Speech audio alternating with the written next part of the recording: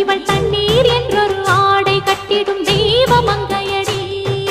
தையம் தீயம் தக்கு தீயம் தக்கு தையம் தீயம் தக்கு தீயம் தக்கு தையம் தீயம் தக்கு தீயம் தக்கு